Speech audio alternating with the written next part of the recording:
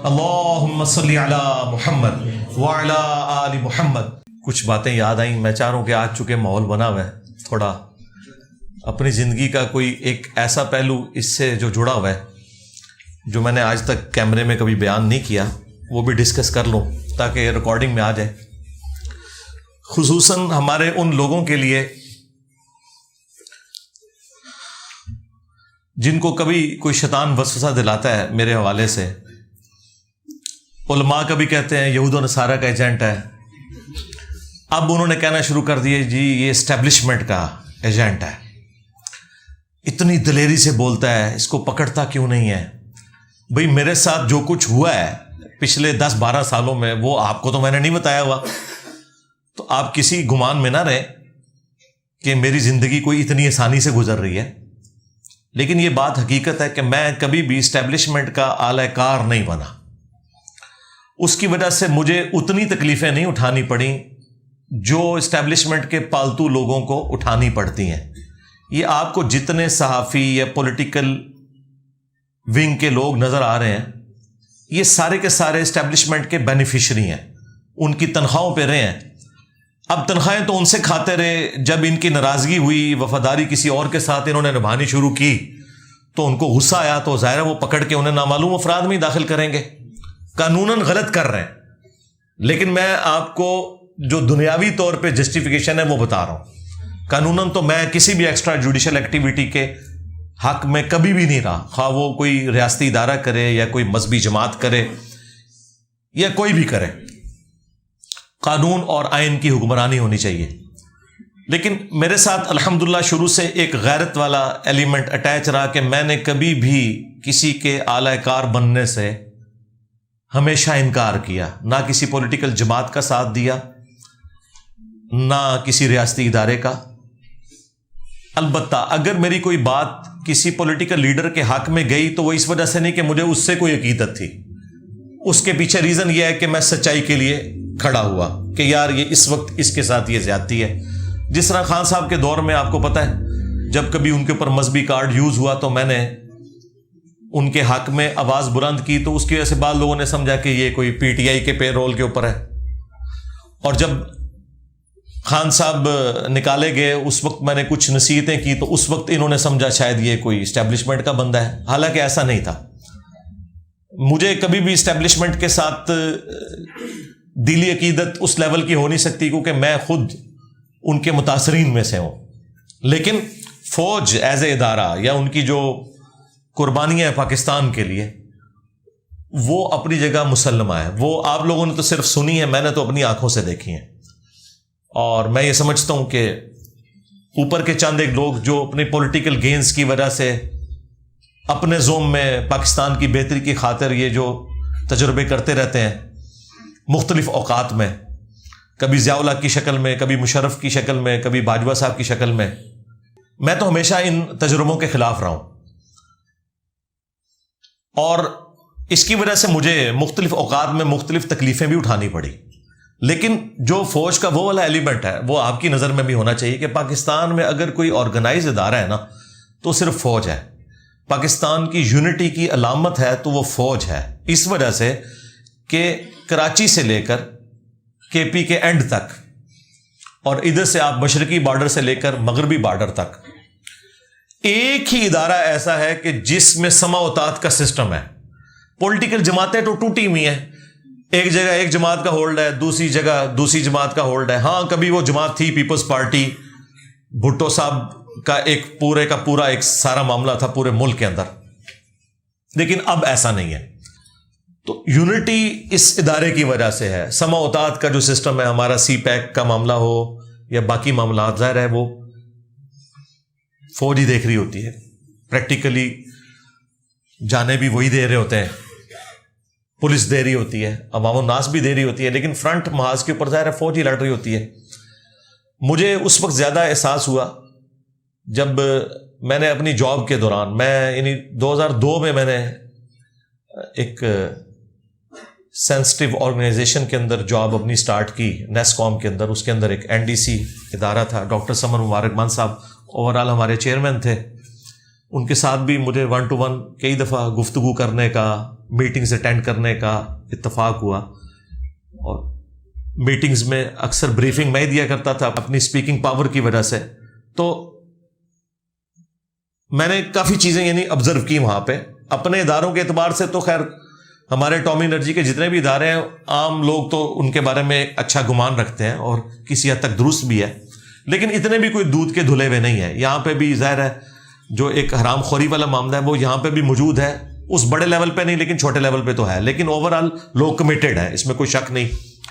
میں نے ڈاکٹر سمر مبارک صاحب کے ساتھ یعنی جو وقت گزارا, میں نے جو سب سے بڑی چیز دیکھی, میں نے انہیں کبھی بھی نہیں پایا کہ وہ یعنی اقامت سے پہلے مسجد میں پہلی صف میں نہ ہو, خواہ وہ فجر کی نماز ہو. گرمیوں کی فجر کی نماز میں بھی وہ بندہ آدھا گھنٹہ پہلے مسجد میں پہلی صف میں بیٹھا ہوتا تھا. اس کے بعد پھر عرفان برنی صاحب بنے اور باقی لوگ جتنے ہمارے, ماشاءاللہ مجھے کافی کلوزلی ان لوگوں کو دیکھنے کا موقع ملا. وہیں پر مجھے جو چیز آبزرو ہوئی جو میں کبھی بھی باہر رہ کے نہیں کر سکتا تھا, وہ فوج کا وہ پہلو ہے جو آپ لوگوں کی نظروں سے اوجھل ہے, اور وہ یہ ہے کہ پاکستان کی جتنی بھی یہ سینسٹیو آرگنائزیشن یا ان کی سائٹس ہیں جو پہاڑوں میں بنی ہوئی ہیں, پاکستان کے جو میزائل پروگرام کی سٹوریج, باقی ساری چیزیں ایس پی ڈی کے through, A S F C کے تھرو, یہ ساری سیکیورٹی فوج دیکھتی ہے ہماری ساری سائٹس کی. اور وہ سائٹس کلومیٹرز پہ پہاڑوں میں پھیلی ہوئی ہیں, اور وہ پہاڑ وہ ہیں کہ جہاں پہ صدیوں سے کبھی کوئی آبادی بھی نہیں تھی, اب وہاں سائٹس بنی سیکیورٹی کی وجہ سے. اب ظاہر ہے کہ وہ سائٹس تو بن گئی ہیں لیکن وہ تو اماج گاہ ہیں سانپوں کی, خنزیر وہاں پہ عام پھرتے ہیں, اور اس کے علاوہ بھی کئی ایک موذی قسم کے جانور. سائٹس تو اب بن گئی ہیں, ظاہر ہے وہ شام کے وقت وہ ساری چیزیں وہاں جمع بھی ہو جاتی ہیں. کئی بار ایسا ہوا کہ ہمارے ڈرائیورز یا سیکیورٹی گارڈز کے کمروں سے سانپ بھی نکل آتے تھے. ظاہر ہے پہاڑوں کے اندر ہے, اب کتنی آپ صفائی کر سکتے ہیں, اتنا کچھ مینج کریں. تو مجھے وہاں جا کے احساس ہوا, ورنہ میں یعنی کوئی چونکہ بڑوں کی پکچر میرے سامنے تھی نا, میں تو شروع سے ایک ڈیموکریٹک قسم کا بندہ ہوں, تو مجھے پالیٹکس میں جو فوج کا کردار ہے نا یہ کبھی بھی اچھا نہیں لگا. اور بچپن میں ہم بھی یعنی اسی قسم کے جذباتی پاکستانی تھے, ہمیں سمجھ ہی کوئی نہیں تھی. جب 1988 میں بے نظیر آئی اور ان لوگوں نے IJI بنوائی, اور ہم لوگ بھی وہ جتنے وہ گندے قسم کے نعرے ہوتے تھے اسکول لیول پہ ہم بھی لگایا کرتے تھے. ہم سمجھتے تھے کہ مسلم لیگ کو یا یہ اسلامی جمہوری اتحاد کو سپورٹ کرنا یہ اسلام کی سپورٹ ہے, اور یہ جو ہے پتہ نہیں کوئی کافر ہے بے نظیر جو ہم پہ مسلط ہو گئی ہے. وہ تو پھر ہمیں بعد میں پتہ چلا کہ یہ تو بڑے لوگوں کی گیمیں تھیں, اور وہ 90s کی تو پوری گیم جو پیپلز پارٹی اور مسلم لیگ کی جو یہ تماشا چلتا رہا, یہ ان بچوں نے نہیں دیکھا کہ جو صرف خان صاحب کی باتیں سنتے ہیں. اس لیے ان کو نہیں پتا کہ دوسری جماعتوں نے بھی اپنے اپنے وقت میں کیا کیا تکلیفیں کاٹی ہیں, ایک دوسرے سے بھی اور اسٹیبلشمنٹ سے بھی. پھر انہوں نے آ کے چارٹر آف ڈیموکریسی لکھا تھا. یہ تو آج بڑا سکون ہے اس اعتبار سے, جو کچھ 90s میں ہوتا رہا, 1.5-2 سال بعد حکومت الٹ جاتی تھی اور یہ سارے معاملات ہوتے تھے. ہمیں بھی اس وقت سمجھ نہیں تھی, لیکن جب سمجھ آئی تو مجھے پتا چلا کہ یار یہ تو سارے کا سارا مسئلہ جو ہے وہ ایک ادارے کی وجہ سے خراب ہو رہا ہے. تو میرے دل میں ان کے لیے کبھی بھی کوئی اس طرح کا نرم رویہ یا جذبہ نہیں تھا. میں آپ کو جاب پہ جانے سے پہلے کی بات کر رہا ہوں. لیکن جب میں نے وہاں یہ والا اسپیکٹ دیکھا, پھر میں نے کہا یار یہ بیچارے تو ان کے آفیسز سے لے کے اسٹاف کے لوگوں تک سر کہہ کے تو ہم سے بات کرتے تھے, پھر ہماری سیکیورٹی کے لیے انہوں نے سب کچھ کرنا اور اتنے اچھے اخلاق سے پیش آنا. مجھے پھر وہ والا جب اسپیکٹ سامنے آیا نا, تو پھر میں نے کہا کہ نہیں یار یہ فرق کرنا چاہیے ہمیں. جس طرح ہمیں پولیٹیکل جماعتوں میں بھی اچھے لوگوں میں اور برے لوگوں میں فرق کرنا چاہیے, مذہبی جماعتوں میں بھی, فرقوں میں بھی, ان کے عقائد میں بھی, کہ سنی کی ساری باتیں غلط نہیں, شیعہ کی ساری باتیں غلط نہیں, جو میں اچھی بات کو سپورٹ کرتا ہوں اور برائی سے آپ نے الگ رہنا ہے.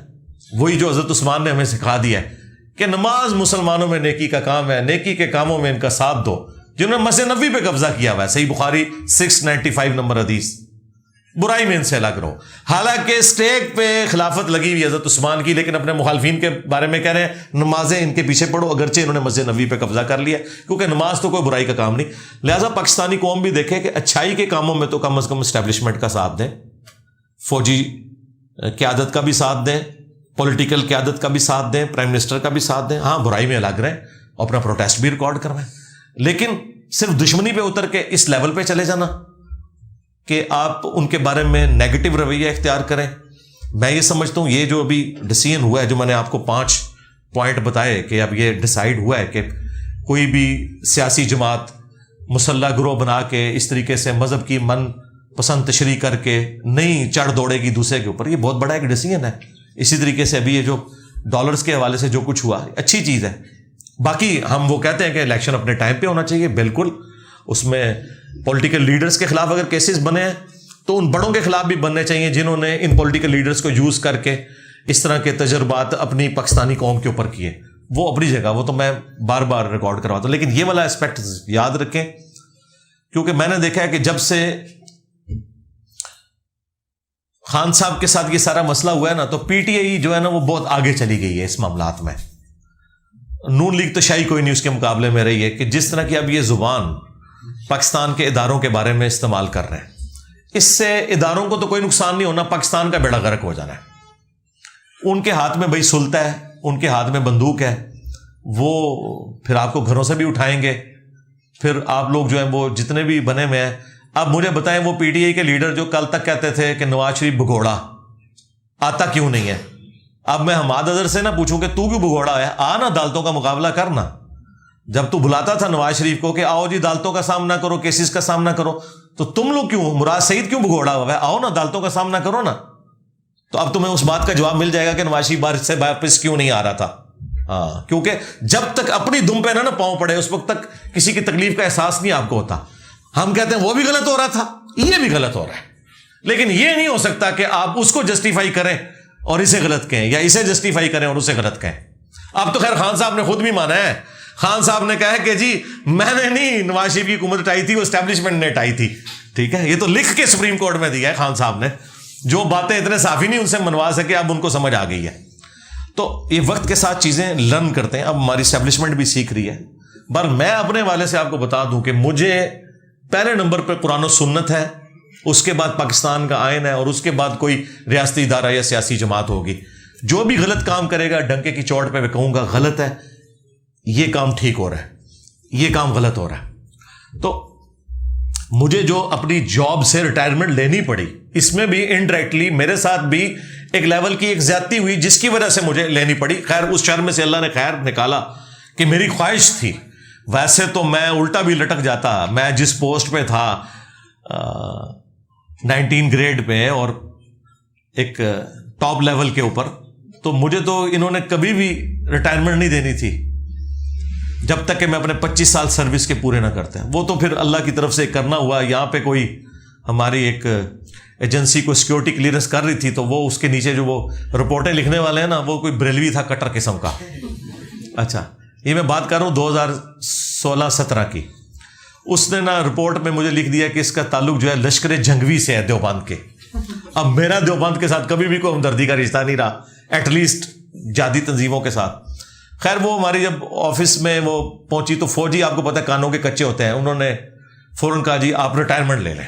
میں نے کہا کس چیز کی ریٹائرمنٹ؟ اچھا ویسے تو مطلب میری خواہش تھی کہ مجھے ریٹائرمنٹ مل جائے.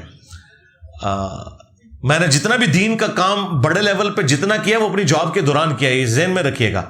2008 میں میری ریکارڈنگ شروع ہوئی ہیں اور یہ میں 2017 کی بات کر رہا ہوں, 9 سال تک, جبکہ آلموسٹ ہمارے سارے میجر لیکچرز ریکارڈ ہو چکے ہوئے تھے. تو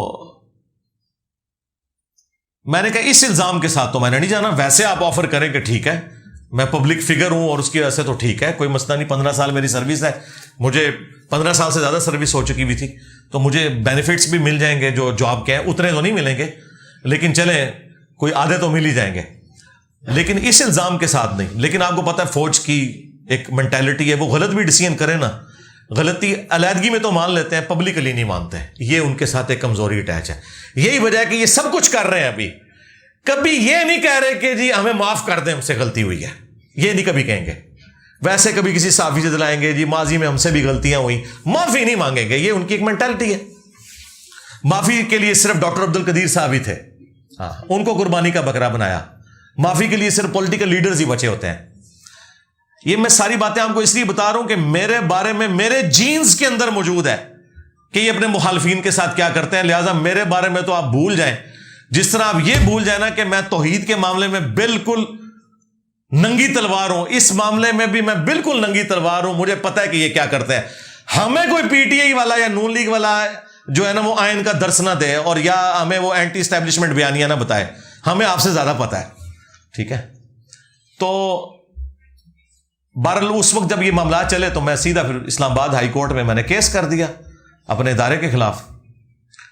اور جسٹس شوکت صدیقی صاحب, وہ بھی میری طرح آپ کو پتا ہے نڈھر قسم کا جج, اس نے بلا لیا. اور وہ تو مطلب اس طرح کے معاملات میں کوئی کسی کا لحاظ نہیں کرتے تھے.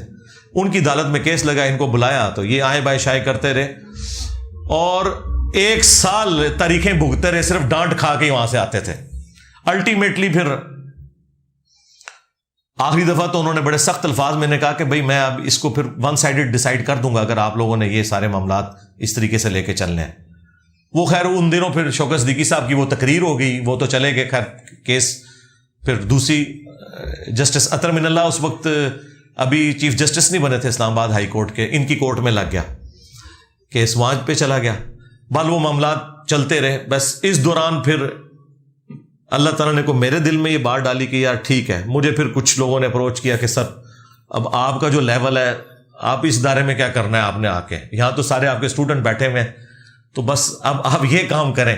تو مجھے بات کلک کر گئی. میں نے کہا ٹھیک ہے یار. پھر میں نے اس معاملے کو اوور لک کر کے 2020 کے اینڈ پہ جا کے میں نے وہ پھر اپنے ساری ریٹائرمنٹ والا معاملہ بھی کیا اور سارے وہ پرانے جو میرے ایریئرز رہتے تھے وہ ریسیو کیے اور آفیشیلی میں نے سگنیچر کر دیے. اس دوران خیر میں نے اپیل کے لیے جو ہے نا وہ اپلائی کیا تھا. جب میری ان کے ساتھ میٹنگ بھی تو اس وقت بھی میں نے ان کو کہا کہ یار یہ اس طریقے سے آپ نے کوئی الزام لگانا, صحیح الزام لگائیں لیکن غلط الزام کے ذریعے یہ نہ کریں. میں نے اس لیے سے کیا تھا. بہرحال یہ میں بتانے کا مقصد یہ ہے کہ میں خود اس فیز سے گزرا ہوا ہوں. ٹھیک ہے. وہ تو اللہ تعالیٰ نے ہر شر میں سے کوئی خیر نکالنی ہوتی ہے. میرے لیے جو اللہ تعالیٰ نے یہ پوسٹ رکھی ہوئی ہے, وہ ڈاکٹر ذاکر نائک کی بات, وہ کہتے ہیں کہ میری والدہ کہا کرتی تھی کہ میں ہزاروں اپنے ڈاکٹر ذاکر نائک قربان کر سکتی ہوں اگر ایک احمد دیداد ہمیں ڈاکٹر ذاکر نائک کی شکل میں اور مل جائے. تو ڈاکٹرز تو بہت ہوں گے لیکن ڈاکٹر ذاکر نائک تو ڈاکٹر ذاکر نائک ہے. کنگ ایڈورڈ میڈیکل کالج نے کئی MBBS ڈاکٹرز پروڈیوس کیے ہیں لیکن ڈاکٹر اسرار تو پھر ڈاکٹر اسرار ہے. ٹھیک ہے.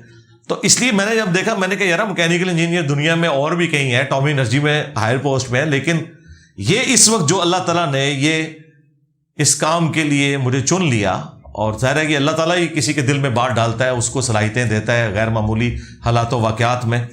تو میں نے پھر اس کام کو پورے پیشن کے ساتھ الحمدللہ لے کے چلوں. اور آپ دیکھ لیں 2017 میں ہمارے 1 لاکھ سبسکرائبرز تھے پورے 10 سالوں کے اندر, اور پھر چند سالوں کے اندر اب آپ دیکھ لیں سبسکرائبرز کو تو خیر سیکنڈری حیثیت حاصل ہے, اگرچہ وہ 2.5 ملین سے زیادہ ہے, لیکن اصل چیز ویورشپ ہے.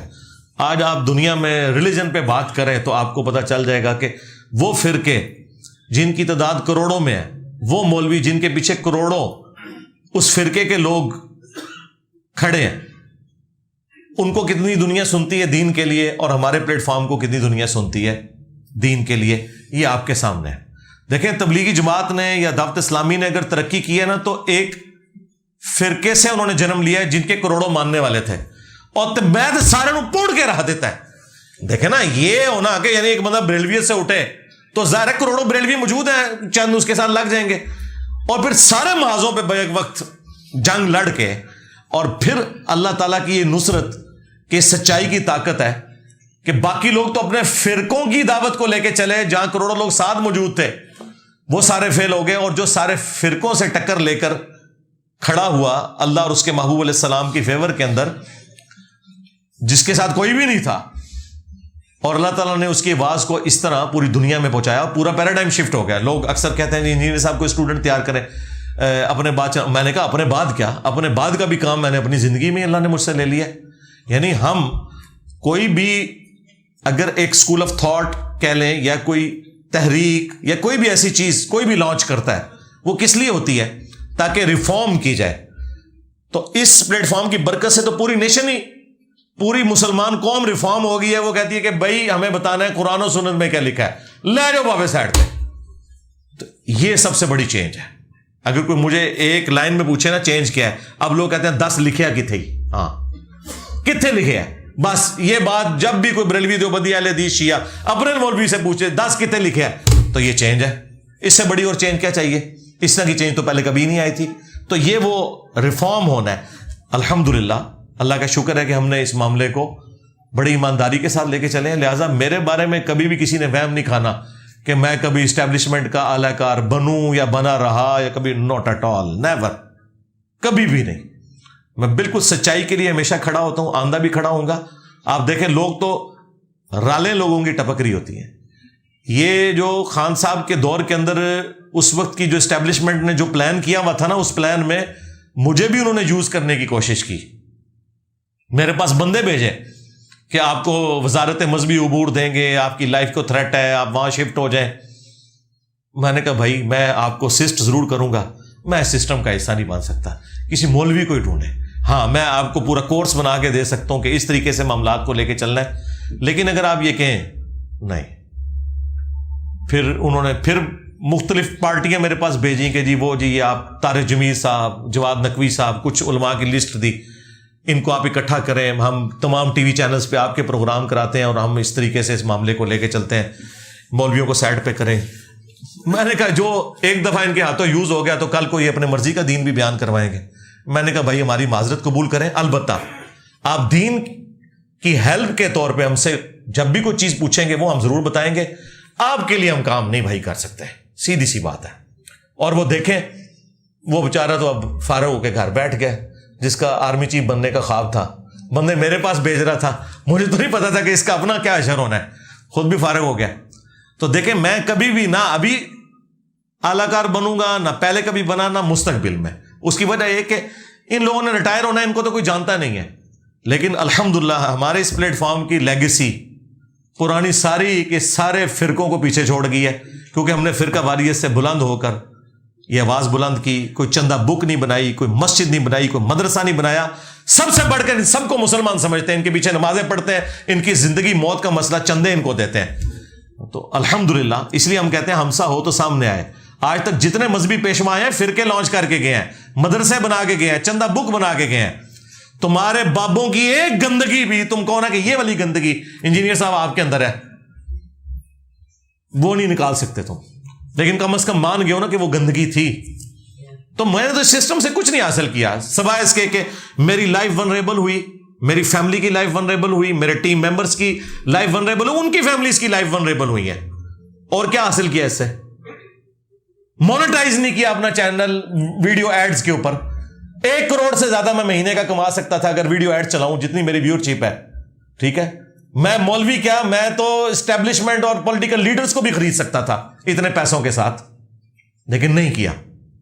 صرف اس لیے کہ کوئی بندہ کسی بھی اعتبار سے کوئی جھول نہ نکالے. اور میں ظاہر اس کو غلط بھی سمجھتا تھا عورتوں کا ویڈیو میں آنا, یہ بھی ایک وجہ تھی, اور لیکن یہ بھی تھا کہ یار کوئی بہانہ اس اعتبار سے داخل نہ کرے. 3 چیزوں کی کوئی گنجائش نہیں ہماری اس دعوت میں, عورت, شہرت اور دولت. عورت سے مراد یہ کوئی عورت کی تضحیق نہیں, یعنی یہ چھپی دوستیاں جو یہ مفتی کرتے ہیں, تیسری کر لیتے ہیں, پھر چوتھی کر لیتے ہیں, اور پھر مدرسے بناتے ہیں, پہلے شاگردنیاں ہوتی ہیں, پھر چاچیاں بن جاتی ہیں تھوڑیاں. ٹھیک ہے. اس کے بعد شہرت کے شوق ہے جناب جا کے بڑے بڑے جلسوں سے خطاب کرنے کا, مسجدوں میں کھڑے ہو کے فورن ٹور لگانے کا. نہیں, نیور, کہیں نہیں گیا. جو آتا ہے ادھر آئے گا بھائی. وہ اکثر ہمارے یہاں پہ اکیڈمی فون آتا ہے نا, لاہور سے لوگ آتے ہیں, پنڈی سے, اسلام آباد سے. میں نے کہا دیکھ لو, پہلے جیلم سے لوگ داتا دربار جاتے تھے, اب داتا دربار والے جیلم شریف آتے ہیں.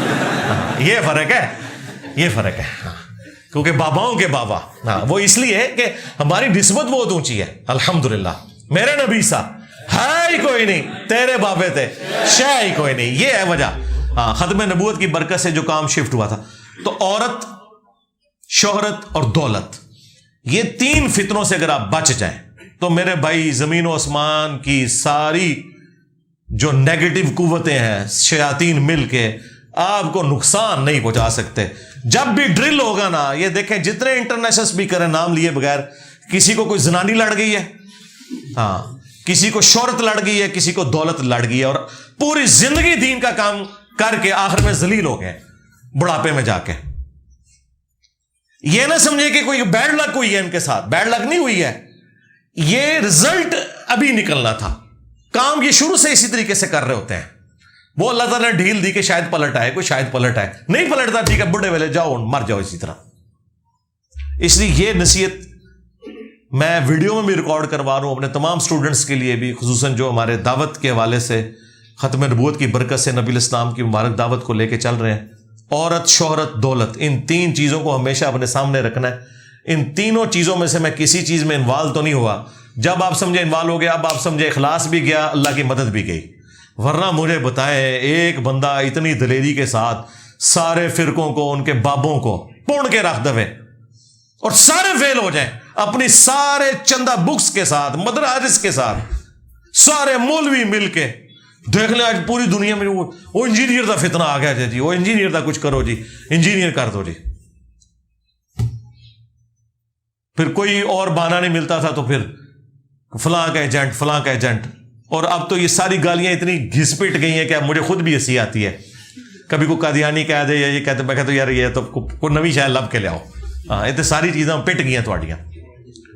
تو اللہ کا شکر ہے یہ میں نے ساری باتیں اس کے ساتھ اس لیے کر دی تاکہ آپ کو، اگر میری زندگی میں کوئی ایسا ایک چھپا ہوا ایلیمنٹ تھا جو شاید میں نے ابھی تک ویڈیو میں بیان نہیں کیا تھا، تو وہ بھی میں ریکارڈنگ میں لے آؤں، بجائے اس کے کہ میرے بعد کوئی بندہ میری طرف کوئی ایسی بات منسوب کرے تو میں اس کی کلیریفیکیشن خود اس حوالے سے دے دوں.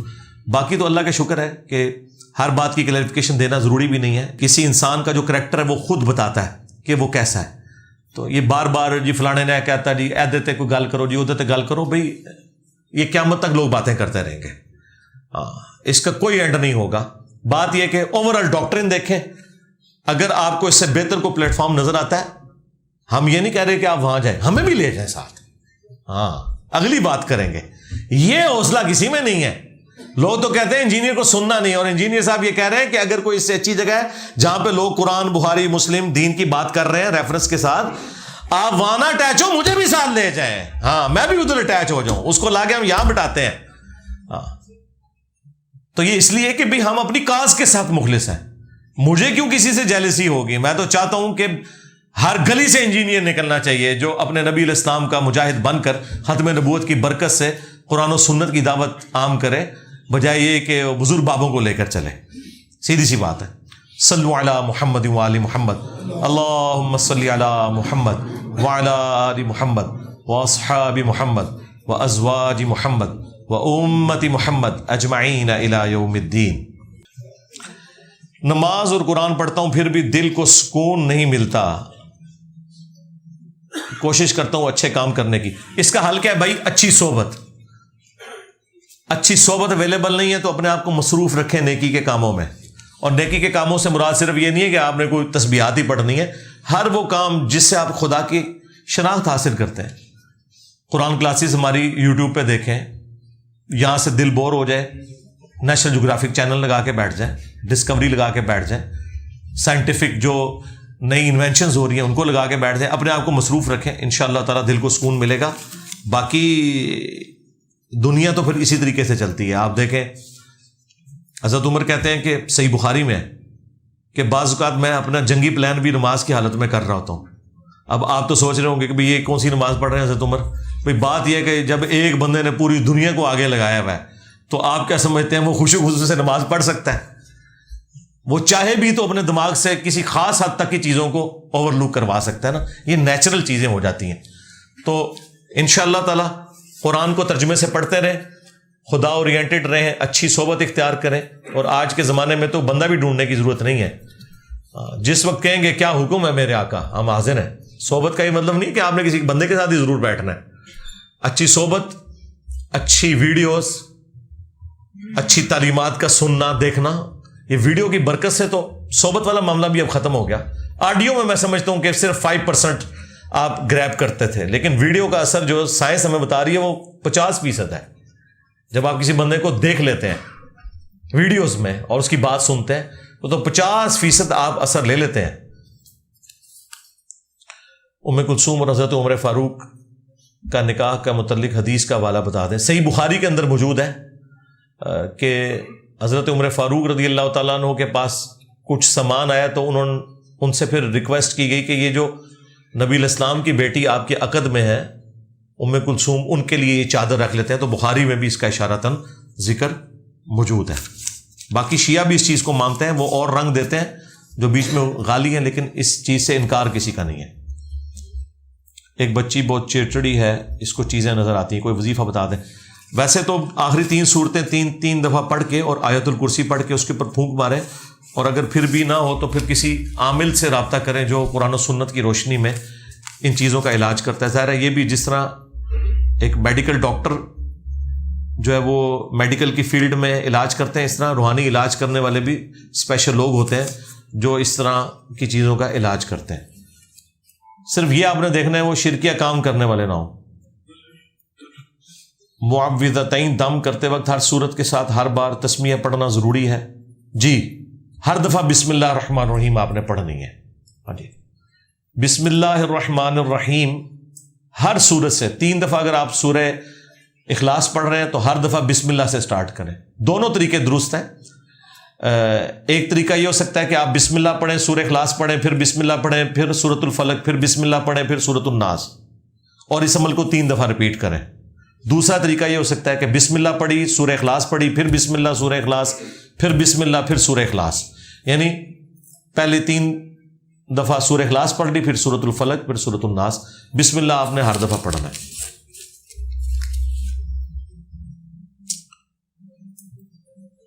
میں جن کے پاس کام کرتا ہوں وہ ہر ماہ 11ویں کا ختم دلاتے ہیں جو کہ ہماری دکان پر دوپہر کے کھانے کی حیثیت سے آتا ہے. کیا ہم کھا سکتے ہیں؟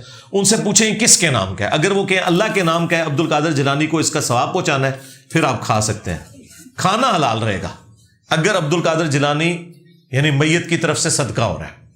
البتہ اگر خدا نہ خواستہ وہ یہ کہہ دے کہ جی اس کی برکت سے عبد القادر میری مصیبتیں حل کرے گا، پھر جناب کھادا بھی آئے تو الٹی کرتے ہو.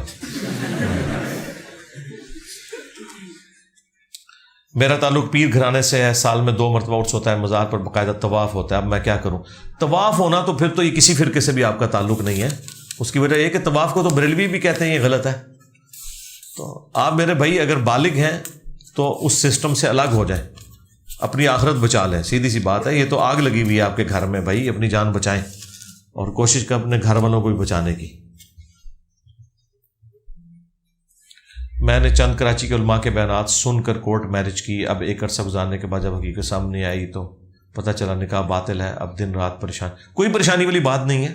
آپ ایون اگر اولاد بھی ہو چکی ہے کوئی مسئلہ نہیں ہے، وہ اولاد آپ کی شمار ہوگی. آپ جو ہے تجدید نکاح کر لیں دوبارہ سے. میاں بیوی بیٹھیں ساتھ، اگر بچے بڑے ہیں تو ان کو ہی گواہ کے طور پر بٹھا لیں. کوئی کسی کو انوائٹ کرنے کی ضرورت نہیں ہے. اندر خانے تجدید نکاح کر لیں، آپ کا نکاح ہو جائے گا. کوئی مسئلہ نہیں. آپ پتہ چلا ہے کوئی مسئلہ نہیں اس میں. اب بہت سی حدیث کو ضعیف کہتے ہیں، مگر بعض علماء صحیح کہتے ہیں. ایک عام مسلمان کیا کرے؟ ایک عام مسلمان کے لیے میں نے بارہا کہا ہے کہ بھائی جو احادیث قرآن بخاری مسلم میں فٹ بیٹھ جائیں ان کے اوپر آپ عمل کریں، جو اس کے اپوزٹ ہیں ان کو آپ چھوڑ دیں. یہ سمپل فارمولہ. اور 90% سے زیادہ دین آپ کا اسی میں کور ہو جائے گا. باقی کون سی چیز بچ جائے گی؟ یہ تو آپ نے جنرل سٹیٹمنٹ دی ہے. کوئی اسپیسیفک ایسی چیز سامنے لے کے آتے تو پھر میں اس پہ بات بھی کر دیتا کہ ہاں بھائی اس کی اصل قرآن بخاری مسلم میں ہے. یہ بات زیادہ مضبوط لگتی ہے. تو جو قرآن بخاری مسلم جس کے اوپر سب امت اہل سنت ایٹ لیسٹ متفق ہیں، اس کے خلاف کوئی روایتیں مل رہی ہیں اور اس کے اوپر محدثین جرح کرتے ہیں، تو پھر انہی محدثین کا آپ ساتھ دیں جو ان روایتوں کو صحیح نہیں سمجھ رہے.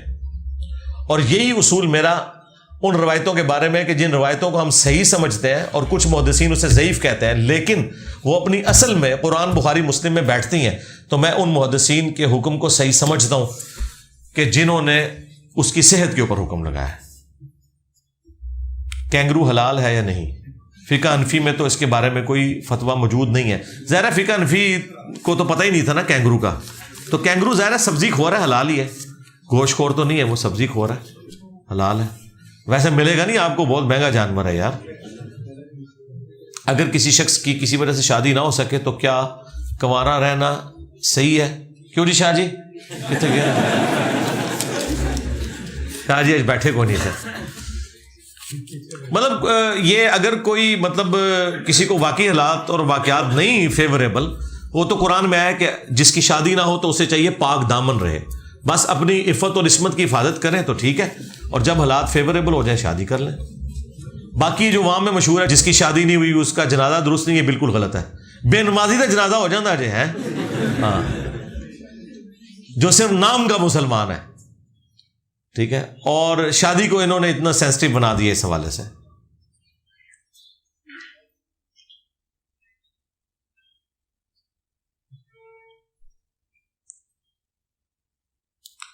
اچھا، یہ وہ کہہ رہے ہیں کہ اگر عوام جو کہ جمع مذکر کا صیغہ ہے تو دیگر لوگ عوام کو واحد مونس کیوں بولتے ہیں؟ بھئی یہ اردو میں جب کوئی چیز مستعمل ہو جائے، ٹھیک ہے نا، بلکہ بولنے میں ہم بھی کہتے ہیں نا ہماری عوام، یہ لفظ غلط ہے، ہمارے عوام ہے، لیکن چل جاتا ہے اردو میں، کوئی مسئلہ نہیں ہے، کوئی عربی کا مسئلہ نہیں ڈسکس ہو رہا.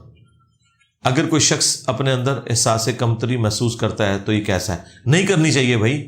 احساس کمتری کون سی؟ اس سے بڑی کیا چیز ہے کہ اللہ تعالیٰ نے آپ کو انسان بنایا ہے اور مسلمان بنایا اور پھر نبی اسلام کی مبارک تعلیمات تک پہنچ گئے، تو آپ جیسا تو ہے ہی کوئی نہیں.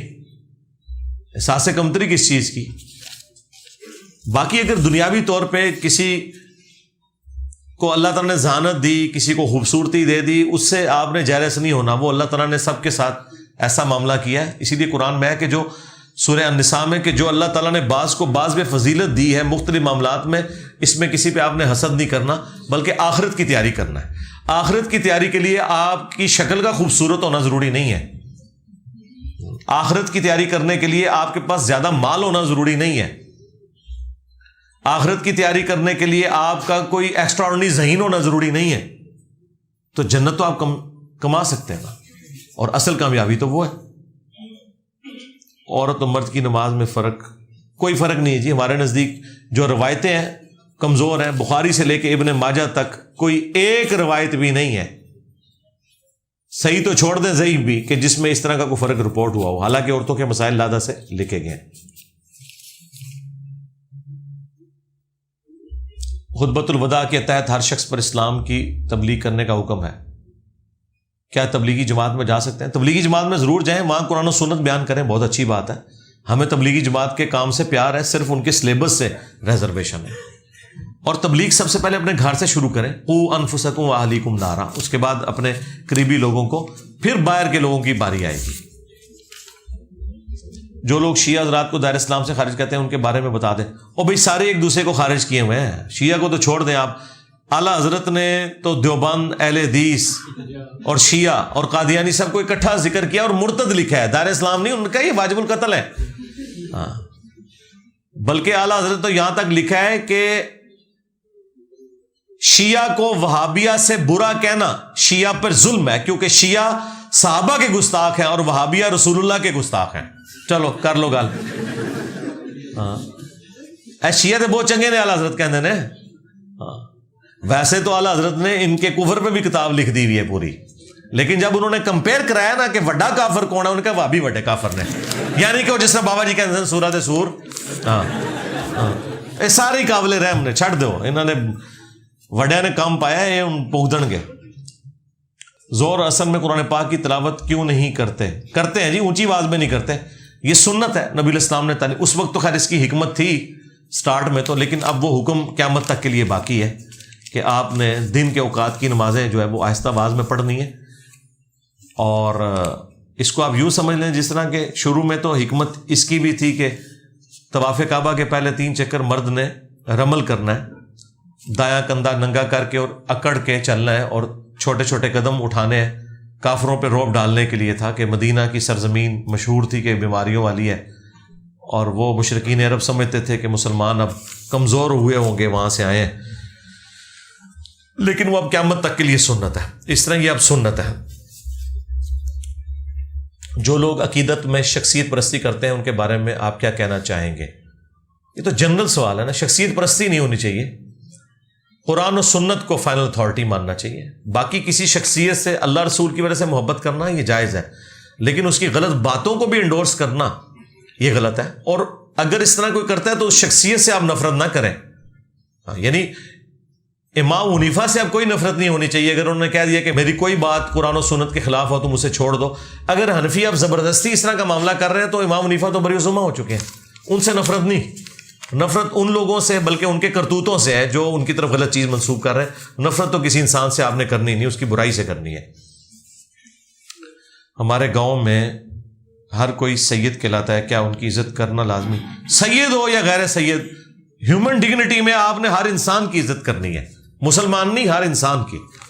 تو یہ نہیں ہوتا کہ سید کی کوئی الگ سے علیحدہ سے کوئی عزت کرنی ہوتی ہے آپ نے، اس طرح کی کوئی چیز قرآن و سنت میں نہیں ہے.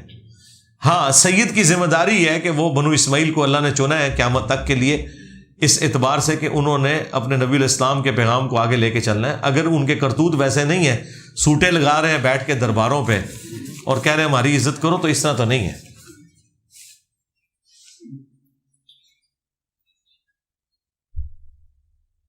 کاروبار میں اگر کوئی شخص فراڈ کر جائے تو وہ اللہ کی طرف سے ہے یا ہماری کوئی اپنی غلطی ہے؟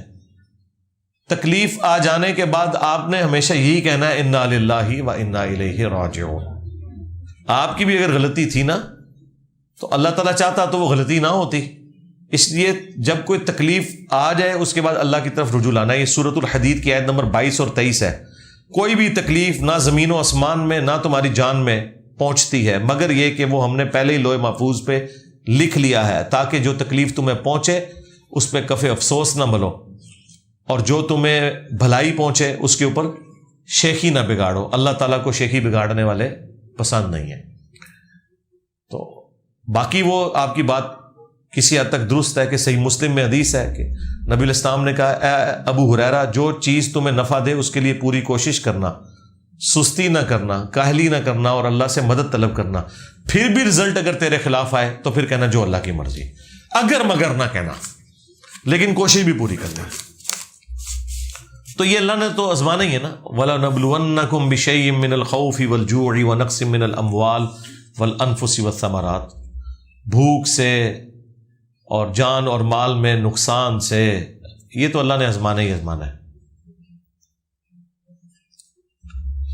Due to bad economic and law and order conditions in country, can we move to abroad for satisfied and peaceful life? بالکل، ہم تو اس کو پروموٹ کرتے ہیں، بالکل جائیں، یہ آپ کا رائٹ ہے، کوئی مسئلہ نہیں. آپ مسلمان ملک سے اسلامی ملکوں میں چلے جائیں. پاکستان مسلمان ملک ہے، اسلامی ملک کوئی نہیں جائے. او اسلامی ملک نے جدھر امن ہے. اور اچھا اب دیکھیں یہ باتیں اگر میں یہاں بیٹھ کے کر رہا ہوں نا تو کسی کو بری نہیں لگنی چاہیے. اگر میں وہاں بیٹھا ہوں تو آپ کہیں یہود و نصارہ کا ایجنٹ ہے، ضرور کہو، ٹھیک ہے. اسی واسطے میں جاننا نہیں ہوں، اسی لیے میں نے کہا ہے کہ جب تک تمہارا آخری مولوی اپنی طبی موت کے ساتھ قبر میں نہیں اتر جاتا اور میں اس کی قبر پہ وکٹری کا نشان بنا کے نہیں بیٹھ جاتا، میں تھوڑی جان نہیں چھڑنی. اچھا آپ دیکھیں اب یہ نیا ورژن آیا مولویوں کا، وہ چیخ رہے ہیں، پتہ کیا کہہ رہے ہیں؟ ان قریب دیکھنا یہ ملک چھوڑ کے چلا جائے گا، یا تو یہ ملک چھوڑ کے جائے گا تو یا یہاں رہے گا، تو یہ نہیں کرے گا. یہ جان بوجھ کے مجھے نا وہ پمپ کرتا ہے میں چھوڑ دوں. ان کو پتہ ہے کہ ان کی موت ہے میرا ادھر رہنا. ہاں تو میں جتنا قرآن و سنت بیان کرنے کو ضروری سمجھتا ہوں اتنا یہاں رہ کے تھوڑی منجی ٹھوکنے کو ضروری سمجھنا. منجی ٹھکڑی رہنی ہے، منجی پیڑھی ٹھکا لو. ہاں پنجاب میں آپ دیکھیں وہ گلی میں وہ آوازیں دیتے ہیں.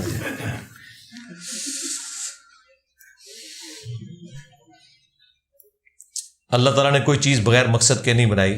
اس دنیا کے علاوہ جتنی گلیکسی جو سیارے ہیں وہ اللہ تعالیٰ نے، کیا ان میں جنت و جہنم ہو سکتے ہیں؟ May be may not be. باقی یہ اچھا انٹرسٹ کی چیز ہے، جنت میں جا کے اللہ سے پوچھ لیجیے گا. سالگرہ منانا اور اس پر کسی کو وش کرنا بغیر کسی دنیاوی رسم کے، ٹھیک ہے، جائز ہے. کسی سے مراد پھر وہ محرم رشتہ ہونا چاہیے اور چکرائج نہ پہ جائیے، بالکل وہ غلط ہے.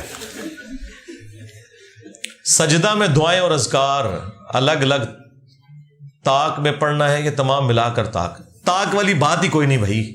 ہاں پہلی تو یہ بات کلیئر کر دیں، یہ طاق والا جو آپ کو انہوں نے ایک مسئلہ ڈال دیا نا، کو جنازے میں بھی وہ 4 صفیں پوری نہیں ہوتی ہیں اور توڑ کے 5 بنا دیتے ہیں ان کو. صحیح مسلم میں نبی الاسلام نے امامت کروائی اور آپ کے پیچھے 2 صفیں تھی. سنن نسائی میں حضرت انس بن مالک کہتے ہیں ہم رکوع اور سجدوں میں 10 دفعہ سبحان ربی العظیم، سبحان ربی الاعلیٰ تسبیحات 10 دفعہ پڑھا کرتے تھے. تو یہ طاق صرف پسندیدگی ہے، باقی اس سے کوئی تعلق نہیں ہے کہ آپ نے ضرور طاق عدد پورا کرنا ہے. ٹھیک ہو گیا؟ ہاں یہ ٹھیک ہے کہ آپ نے کم از کم 3 تسبیحات پڑھنی ہے، 3 سے کم نہیں ہوگی. 4 بھی پڑھ سکتے ہیں، 5 بھی پڑھ سکتے ہیں، 6 بھی پڑھ سکتے ہیں.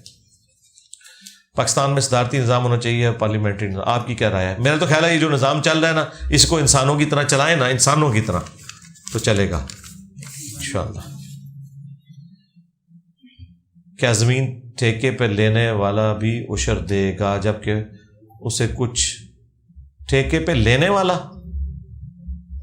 اسے کچھ خاص منافع بھی نہ ہو؟ جب منافع ہی نہیں ہوگا تو پھر وہ کہاں سے عشر دے گا؟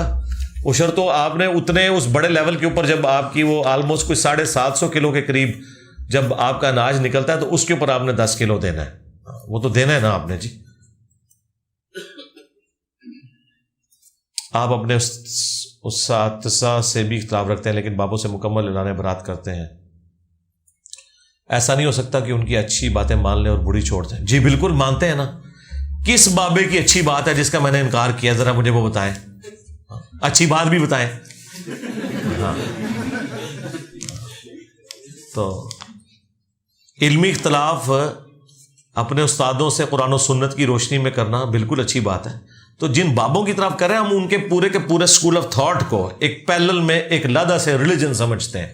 اگر آپ سمجھتے ہیں انہوں نے کوئی اچھا کام کیا ہے تو آپ مجھے دکھا دیں، مجھے لا کے دکھائیں کہ یہ دیکھیں جی داتا صاحب نے قرآن کا ترجمہ کیا ہے فارسی میں، ہاں جی، یہ جی سلطان بہو نے بخاری کا ترجمہ کیا ہے، پتہ نہیں انہوں نے اپنی زندگی میں بخاری دیکھی بھی تھی کہ نہیں، تو کوئی چیز لے کے بھی آئے نا سامنے۔ اور اگر آپ مجھے یہ بتائیں گے جی فلانے بزرگ نے یہ لکھا ہے کہ جو ہے وہ نماز خانہ کعبہ کی طرف منہ کر کے پڑھنی چاہیے، تو یہ انہیں کیڑا کام کار چھڑے ایڈا کہ میرے کو تعریف کروانی ہے؟ ہاں تو پھر میں تعریف کی تھی، پھر تمہیں پتا میں تعریف جڑی کرنی ہے نا، ہاں تو پھر اگر یہ کسی دیوبندی کی پرچی ہے تو میں اسے کہوں کہ میں اعلیٰ حضرت کی تعریف کروں؟ ہاں جنہوں نے اسام الرحمن لکھ کے تو واجب القتل قرار دیتا ہے، ایڈی وڈی گال کڈے گا وہ، کیوں؟ ہوں تو انجینئر تو بھی اگے نکل گیا۔ اور اگر یہ پرچی بریلویوں کی ہے تو میں پھر المحنت کی تعریف کروں کہ انہوں نے تمہیں شیطانی لشکر ڈکلیئر کیا ہے، بڑا اچھا کام کیا ہے کہ جیسے تھانوی صاحب نے اپنے ہتھی تو شیطانی لشکر لکھا ہے کیونکہ انہوں نے سین کیتے نا اتنے ایڈی موٹی گال کڈن کے، جواب لگ گیا۔ اسلام میں تعویذ گلے میں لٹکانے کا کوئی کانسیپٹ ہے؟ بالکل کوئی کانسیپٹ نہیں ہے جی، یہ سب جعلی چیز ہے۔ شہد کی بوتل گلے میں لٹکانے سے شفا نہیں ہوگی، چاٹنے سے ہوگی۔ ہاں تو قرآن و سنت پہ بھی عمل کرنے سے یا اس کے وظائف کو جس طریقے سے نبی علیہ السلام نے کہا ہے پڑھ کے اپنے اوپر دم کرنے سے شفا ہوگی، یہ بوتلیں لٹکانے سے یا تعویذ لٹکانے سے کچھ نہیں ہوگا۔ 6 کلموں کی اسلام میں کیا حیثیت ہے؟ پہلے 4 کلمے تو کلمات ثابت ہیں مختلف احادیث کے اندر، 6 کلمات کا ثبوت آپ یوٹیوب پہ میری ویڈیو دیکھ لیں، باقی آخری 2 جو ہیں مولویوں نے لکھے میں۔ اجماع امت میں کیا اہل تشیع و مکتب فکر بھی شامل ہے؟ اگر شامل ہے تو آپ اہل تشیع و مکتب فکر کی کتابوں سے استفادہ کیوں؟ میں ہی تو سب سے زیادہ استفادہ کرتا ہوں۔ اہل تشیع تو کہتے ہیں کہ قرآن اور اہل بیت، تو سب سے زیادہ والے میں ہی قرآن کے دیتا ہوں۔ اب اگر آپ قرآن سے نیچے آئیں گے وہ بات کی بات ہے، ہمارے عقائد کی جڑ قرآن ہے، لہٰذا یہ کہنا کہ میں شیعہ کتاب سے والے نہیں دیتا، نہیں جی، شیعہ کی بنیادی کتاب قرآن ہے، جس طرح اہل سنت کی بھی بنیادی کتاب قرآن ہے۔ رہ گیا نیچے تو یہ بھی جو حضرت عمر کی گستاخی ہوئی ہے، میں نے نہج البلاغہ سے 10 خطبات پڑھ کے سنی شیعہ دونوں کے عقائد ایک طرح سے بیان نہیں کیے ہیں کہ یہ ادھر بھی لکھا ہوا ہے ادھر بھی لکھا ہوا ہے، اس سے پہلے بھی کیا تھا، میں نے دوبارہ بھی خواہش پوری کر دی۔ باقی اجماع امت کی آپ بات کر رہے ہیں، اعلیٰ حضرت نے لکھا ہے کہ دیوبند اور اہل حدیث کے مرتد ہونے پہ اجماع امت ہے۔ اور بھائی فرقے تو اپنے اجماع کو بھی اجماع مانتے ہیں، میں تو پھر بھی چلے کوئی اجماع امت کی بات کرتا ہوں، تو الحمدللہ اجماع ہے تو تبھی میں بات کر رہا ہوں۔ سنی شیعہ سارے فرقوں کا اجماع ہے کہ نمازیں 5 ہیں، نماز قبلہ رخ پڑھنی ہے، آپ نے مردے کو قبلہ رخ دفنانا ہے، جنازہ پڑھ کے دفنانا ہے، ان ساری باتوں پہ اجماع ہے۔ کعبے میں ہی آپ نے حج کے لیے جانا ہے، ہاں نجف نہیں جانا، نہ آپ نے اجمیر شریف جانا ہے، سب کا اتفاق ہے کہ وہیں جانا ہے، تو اجماع تو بیان کرتے ہیں الحمدللہ۔ 3 طلاقوں کے بعد اتفاقاً میرا نکاح ہو گیا، اب اس شخص کے پاس دوبارہ 3 طلاقیں اکٹھی یا الگ؟ 3 طلاقوں کے بعد تو نکاح نہیں ہونا چاہیے، 2 طلاقوں کے بعد ہونا چاہیے نا، 3 طلاقوں کے بعد تو اسی جگہ تو نہیں ہو سکتا جی، نہیں یہ تو لکھے نہیں ہوا۔ اچھا اب اس کی طرف واپس چلے گئے، یعنی پہلے شوہر کی طرف وہ واپس چلے گی عورت، اور اب وہ کہہ رہے ہیں کہ اس کے پاس اب کتنا، یعنی پہلے ہی ارادہ کر لیا کہ انہوں نے کل کتنا ہو رہا ہے کہ وہ 3 گولیاں اور چلا سکتا ہے. دیکھیں یہ اب اجتہادی مسئلہ ہے. ویسے تو عام حالت میں تو یہی ہے کہ رجوع کرنے کے بعد جب آپ خامند کی طرف لوٹتے ہیں نا، پہلے خامند کی طرف، تو جتنی طلاقیں وہ دے چکا. اگر طلاق بائن بھی بن جائے اور نیا نکاح بھی ہو تو دوبارہ سے 3 گولیاں چلانے کا اختیار اس کے پاس نہیں آتا. اگر وہ پہلے 1 طلاق دے چکا تھا اور وہ 90 دن سے بھی زیادہ گزر گئے، پھر آپ نے نیا نکاح کیا اسی عورت کے ساتھ، تو اب آپ کے پاس مزید 3 دینے کا اختیار نہیں آئے گا. وہ 1 آپ آلریڈی پچھلے نکاح میں یوز کر چکے ہیں. اب اس طرح کا اگر کیس ہے تو اسی پہ اگر قیاس کیا جائے تو میرا خیال ہے اسے 1 بار بھی طلاق نہیں دینی چاہیے، کیونکہ قرآن نے تو بالکل واضح کہا ہے کہ اگر نبھا سکو تو پھر پرانے خامند کی طرف جاؤ، ادروائز نہ جاؤ. واللہ عالم.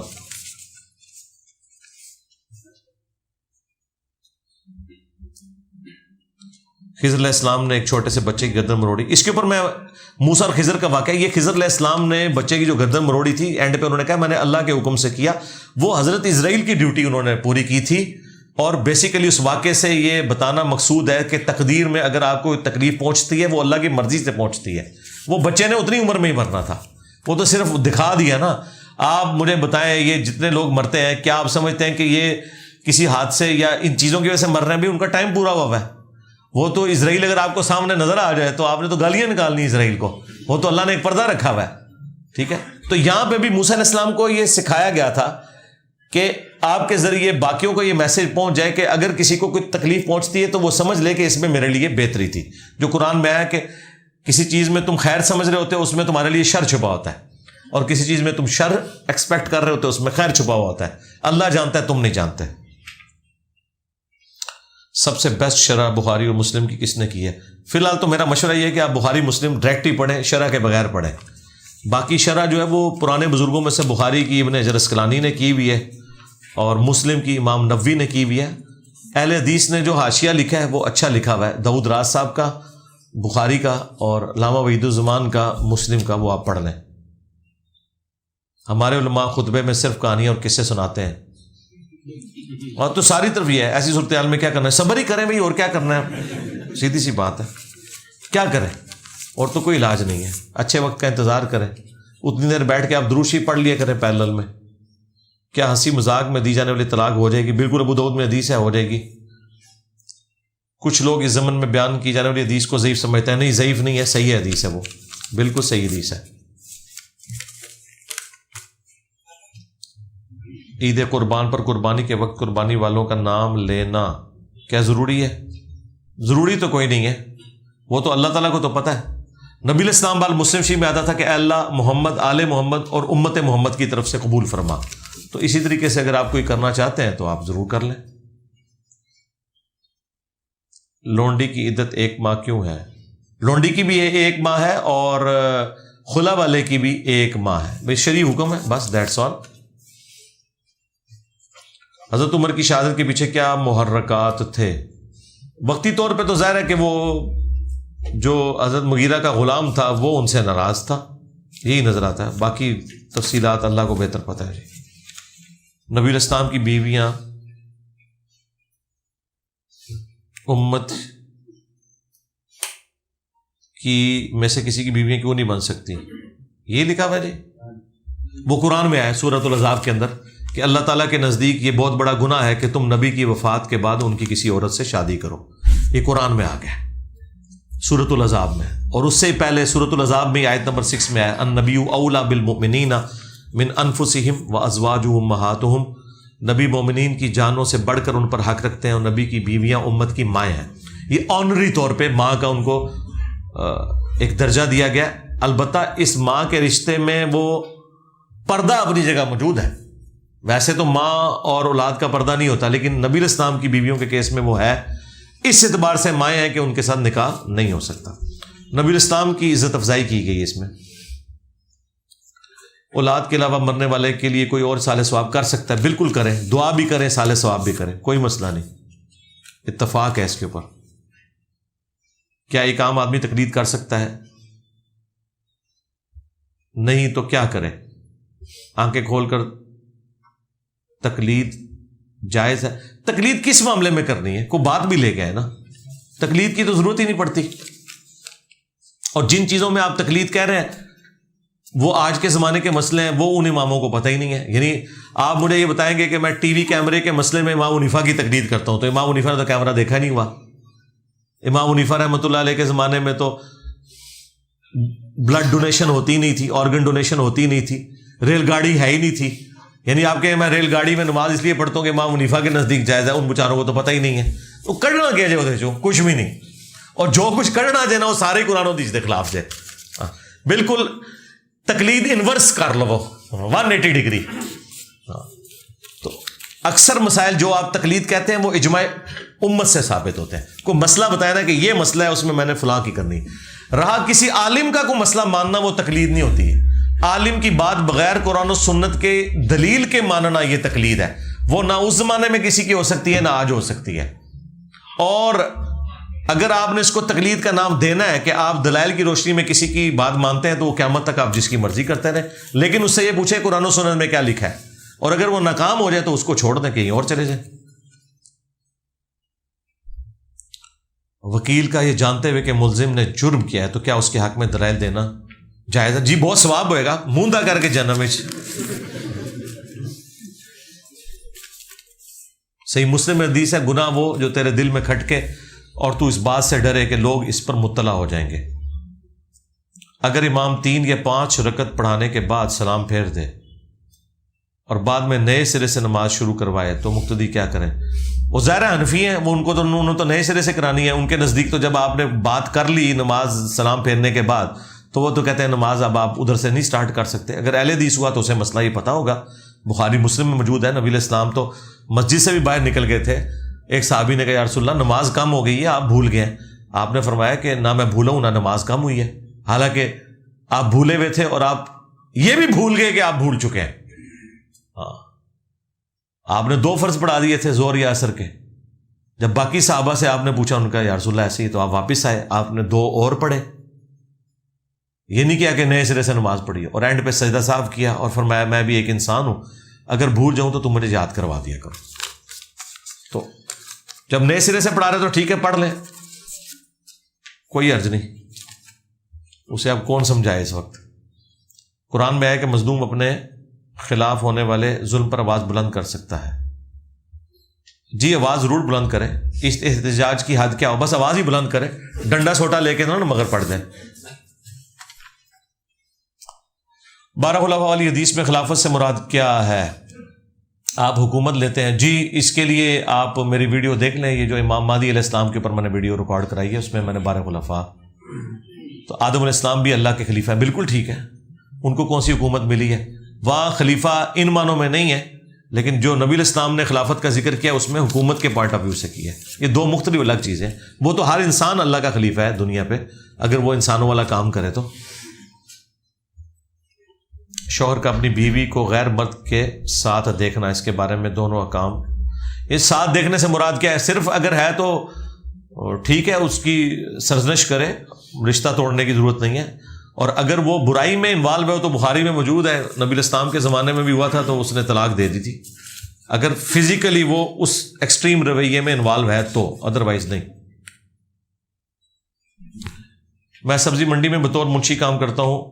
طے شدہ کمیشن کے علاوہ بھی بیوپاریوں کے بلوں میں سے پیسے کاٹنے کو کہتے ہیں, کیا یہ جائز ہے؟ نہیں. اب مجھے نہیں پتا اس وقت کیا کس چیز کے وہ پیسے کاٹنے کی بات کرتے ہیں.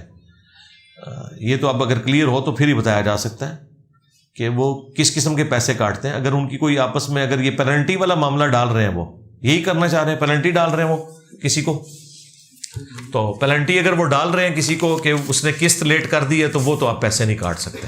لیکن اگر کوئی جینون پیسے کاٹ رہا ہے, جس طرح کوئی ریسورسز آپ نے ان کو پرووائڈ کیے ہیں, سامان کے وقت آپ کا صرف ڈیسائیڈ یہ تھا کہ سامان آپ بیچ رہے ہیں, یہ ڈیسائیڈ نہیں تھا کہ یہ آپ نے اس کی ٹرانسپورٹیشن بھی کرنی ہے, اور آپ ٹرانسپورٹیشن کرتے ہیں تو ظاہر ہے خرچہ تو وہ اس کو دینا پڑے گا. یہ تو ڈیپینڈ کرتا ہے. سبزی یا فروٹ میں مال بیچ کر دینے کے اوپر چند % کمیشن حلال ہوگی حرام؟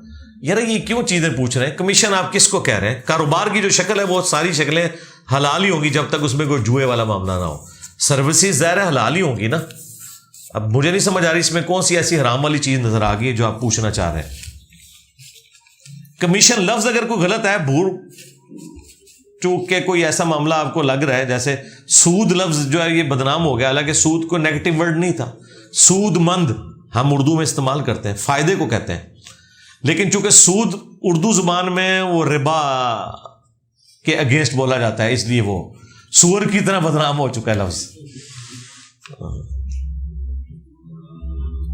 آج کل کے حالات کے مطابق کسی ایجنٹ کو پیسے دے کر دوسرے ممالک فی روزی کمانے کے لیے جانا، جی قانوناً جائیں تو بالکل جائز ہے، کون منع کرتا ہے، جائیں. میں بینک میں برانچ مینیجر ہوں، مجھے لگتا ہے کہ میری کوئی کیا لکھا ہے، یہ کیا ہے، نیکی قبول نہیں ہوتی. تو ٹھیک ہے، اسلامک بینک میں آپ جاب کریں نا جی. اگر آپ کو لگ رہا ہے، اب تو اسلامک بینک بھی کافی زیادہ ہو گئے ہیں، کہیں اور اپلائی کریں. جب تک آپ کو نئی جاب نہیں ملتی اس کو کنٹینیو کریں اور شفٹ کریں. بالکل. باقی یہ جو کہنا کہ نیکی قبول نہیں ہوتی، یہ لادہ بات ہے. نیکی تو قبول ہوگی اپنی جگہ، یہ برائی الگ رہے گی. جب انسان کی موت ہو جاتی ہے، اس کی روح پرواز کر جاتی ہے، تو قبر میں عذاب کس کو ہوتا ہے؟ اس روح اور جسم کا رشتہ بھی ہے، لیکن وہ ویسا رشتہ نہیں ہے جس میں وہ روح جسم میں داخل ہو جائے. یہ اللہ اور اس کے بندے کے معاملات ہیں. اس میں سے آپ نے نکالنا کیا ہے؟ مطلب یا تو اس میں کوئی چیز نکلے نا کہ اس کے بعد آپ نے کوئی بندوبست کر لینا ہے کہ میں روح نو بچا لاں گا، جسم نو کر لاں گا. چسکا ہے، عذاب دونوں کون ہے. ہاں، روح جہاں پہ بھی ہے ادھر وہ بھگتے گی، جسم ادھر بھگتے گا، لیکن وہ آپ کو نظر نہیں آئے گا. اگر والد صاحب گالی گلوچ کرتے ہوں تو پھر بھی ان کا احترام ضروری ہے. جی سارے والد کرتے ہیں. گالی گلوچ تو والدین کی، خصوصاً باپ کی تو اولین ذمہ داریوں میں سے ہے. ہاں، تسی کیوں مظلوم بنے ہو؟ سارے انجی کرتے رہے. ابا نہیں مانتا، سارے وہ لائف سٹوری میں بھی کہتے ہیں ابا نہیں مان رہا. ابا کی تو منے، ابا بزدل، ابا معاشرے کو ڈردا ہے. ابے نو مولوی آ کے نا کبھی یہ نہیں کہتا کہ تیرا بچہ نماز کیوں نہیں پڑھتا. بچہ رفع دین شروع کر دیتے، ابے نو مولوی سمجھاندا ہے. ابا کسی نو منہ دکھانے دے قابل نہیں رہتا. تو ابے ہوتے ہیں بزدل، اس لیے ابوں کے ساتھ یہ معاملات بھی جڑے ہوئے ہیں، گالی گلوچ والے بھی. بس چپ کر کے سن لیا کریں. اگر باپ اپنی بیوی اور اولاد کو چھوڑ کر اپنی بہنوں کا کرتے ہیں اور بہنوں کے شوہر بھی زندہ ہیں، باپ کے لیے کیا حکم ہے دین میں؟ بھائی جہنم میں جائے گا اگر وہ اپنی یہ حقوق پورے نہیں کر رہا. سیدھی سی بات ہے، یہ حکم ہے جی، سنا دیے، جا کے اس کو سنا دیں. ہاں جی بالکل، بخاری مسلم حدیث ہے، ہر شخص تم میں سے نگہبان ہے. ایک مرد اپنے بیوی اور بچوں کے اوپر نگہبان ہے. اگر اس نے سلوک نہیں کرے گا تو پکڑا جائے گا اللہ کے حضور. گھر والوں کو کیسے سمجھائیں کہ وہ جلدی شادی کے لیے راضی ہو جائیں؟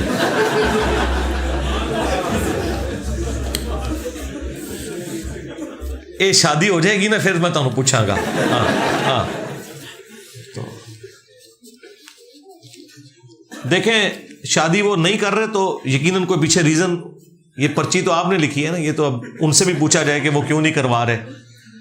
تو ہو سکتا ہے وہ بیچارے ٹھیک ہی ہوں اپنی جگہ پہ، یہ بھی تو دیکھنے کی ضرورت ہے. باقی صرف آپ نے ریکویسٹ کرنی، اسی طریقے سے پرچی لکھ دیں ان کو انشاءاللہ. امید ہے. میرا ایک دوست سائی ہے، اس کو دار اسلام میں لانے کے لیے کیا پہلے اللہ کا تعارف کروائیں جی. خواہ کوئی مسلمان ہے، کوئی کرسچن ہے، کوئی ہندو ہے، کوئی بھی ہے، پہلی بات جو آپ سٹارٹ کریں نا کریٹر سے کریں. دین تو بات کی چیز ہے. دین تو اللہ تعالی کی ایک ریکوائرمنٹ ہے اپنے اس بندے سے جس نے خدا کو مان لیا ہے. جب تک کوئی خدا کو سیریس نہیں لے رہا، آپ اس کے سامنے دین کی بات کیوں کریں گے، نماز کی بات کیوں کریں گے؟ اللہ کا تعارف کروائیں، اور جب وہ اللہ کو سیریس لے پھر اگلی باتیں اس کے سامنے رکھیں. کچھ لوگ کہتے ہیں شیعہ راوی کی حدیث قبول نہیں ہوتی کیونکہ کیا شیعہ سکہ نہیں ہوتے؟ نہیں، شیعہ کی قبول ہے. وہ جو رافضی ہیں غالی، ان کے بارے میں اہل سنت کے ہاں پایا جاتا ہے. شیعہ راویوں کا تو مسئلہ نہیں ہے. شیعہ کی حدیث ہیں بخاری مسلم کے اندر. آپ کے خیال میں قرآن پاک کا سب سے بیسٹ اردو ترجمہ کس نے کیا ہے؟ مودودی صاحب کا ہی ہے. وہ اس لیے کہ وہ اردو زبان میں انہوں نے الفاظ کا چناؤ اتنا بہترین کیا ہے کہ وہ عربی کا سوز و گداز اس میں ٹرانسفر ہوتا ہے. تفسیر بھی ان کی بیسٹ ہے، تفہیم القرآن.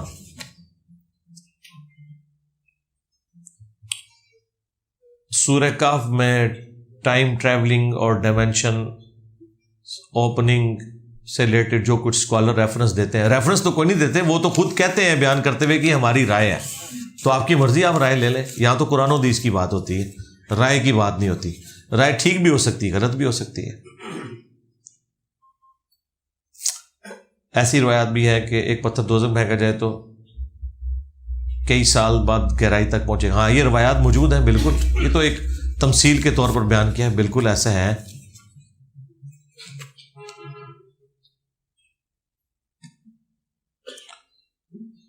اگر کوئی ایسا کہتا ہے کہ جرم آدم علیہ السلام نے کیا اور سزا ابن آدم کو ملی، بھئی حضرت آدم علیہ السلام کو بھی سزا ملی ہے، اور ابن آدم کو جو سزا مل رہی ہے وہ اپنے باپ کے جرم کی نہیں مل رہی ہے، اپنے جرموں کی مل رہی ہے. ہاں یہ ذہن میں رکھیے گا. تو وہ تو آپ اپنی مرضی سے کر رہے ہیں، باقی وہ تو اللہ تعالیٰ کا پلان تھا کہ زمین میں انسان کو خلیفہ بنانا ہے. اس کے لیے ذریعہ جو بھی بنا، الٹیمیٹلی زمین پہ ہی حضرت آدم علیہ السلام نے آنا تھا. وہ پھل نہ بھی کھاتے پھر بھی انہوں نے زمین میں ہی آنا تھا. وہ تو ان کو ایک اللہ تعالیٰ نے ایک ٹیسٹ دیا، ادروائز آنا ادھر ہی تھا. منسوخ قرآن آیات کی اصل تعداد کتنی؟ 5 ہی ہے جو میں نے مختلف ویڈیوز میں ڈسکس کی ہے. باقی وہ ایک عام بندے کی ضرورت نہیں ہے، عام بندے کی ضرورت نصیحت ہے، وہ کافی ہے. اور آپ کو پتہ ہی ہے، مطلب ایسی کوئی چیز نہیں ہے جو آپ کو نہ پتہ ہو. مثلا قرآن میں پہلے آیا تھا کہ جو عورت بدکاری کرے تو اس کو گھر سے باہر نہیں نکلنے دینا یہاں تک کہ موت آ جائے یا اللہ تعالیٰ اس کے لیے کوئی راہ نکال دے. اور بعد میں پھر وہ سزا آ گئی 100 کوڑوں کی. تو سب کو پتہ ہے کہ زانی کی سزا جو ہے وہ 100 کوڑے ہے. اس طرح پہلے قرآن میں آیا تھا کہ ہر بندے پہ واجب ہے کہ وہ مرنے سے پہلے اپنے رشتہ داروں کے لیے وصیت کرے. پھر سورہ النساء میں اللہ تعالیٰ نے وراثت کے احکام نازل کر دیے. آج کی ڈیٹ میں سب کو پتہ ہے کہ وراثت کے احکامات ہیں، تو ایسی بات کوئی نہیں ہے.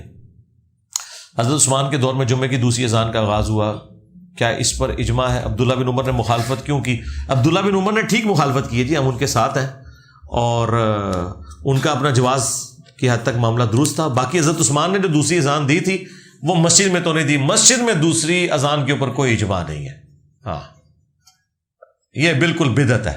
حضرت عثمان نے بخاری میں آیا کہ بازار میں اذان شروع کروائی تھی کیونکہ آواز نہیں تھی مسجد کی وہاں جاتی، اسپیکر نہیں تھے.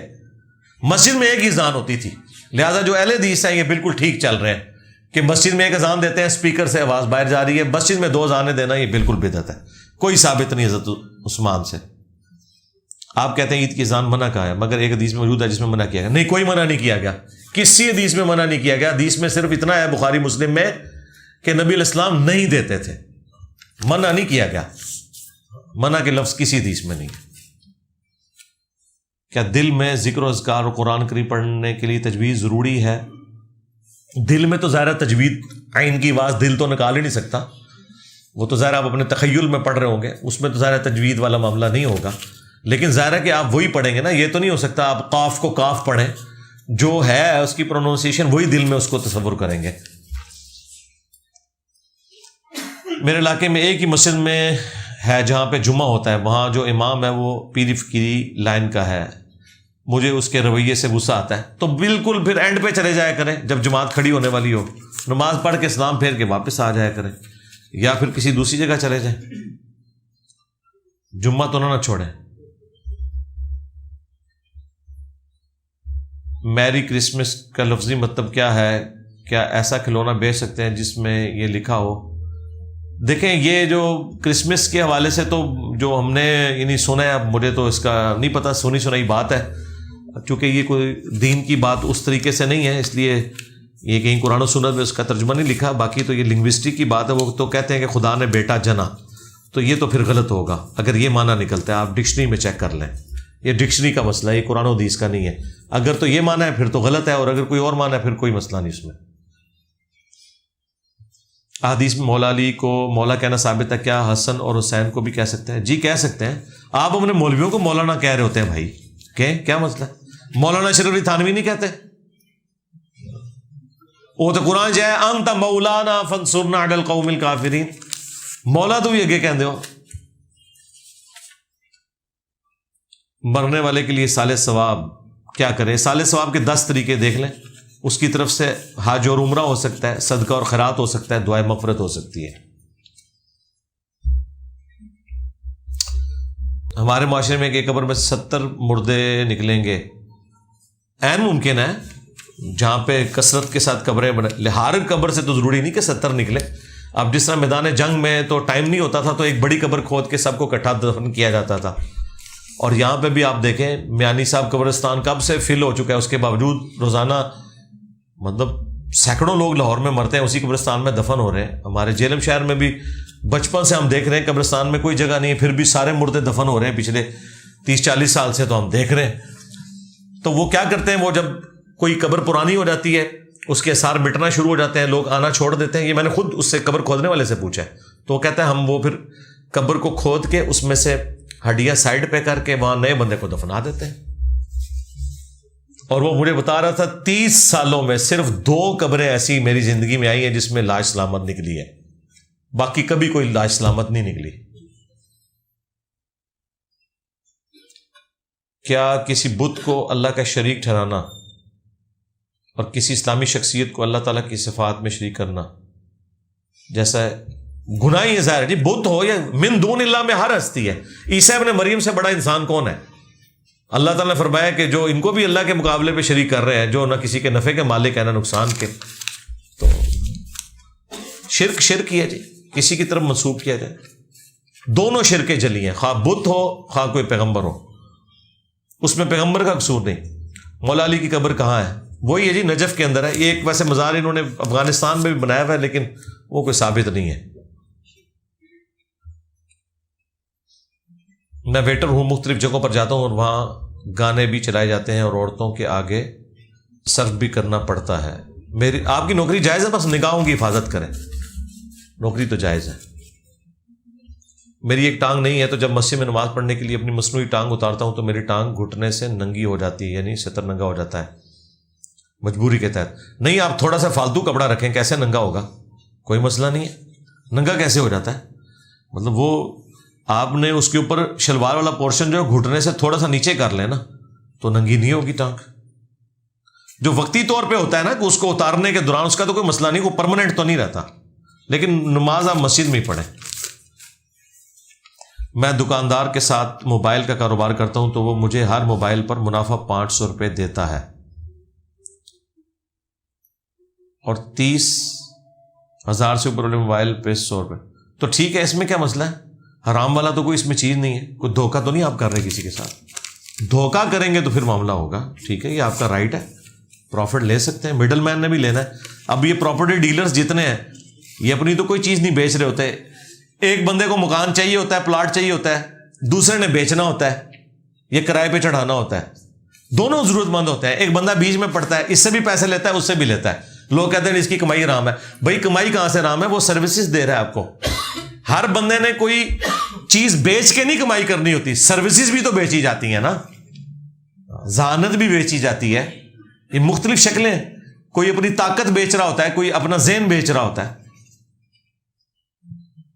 محمد ہادی نام رکھنا ٹھیک ہے، جائز ہے. عبد الہادی بھی رکھ سکتے ہیں، محمد ہادی بھی رکھ سکتے ہیں.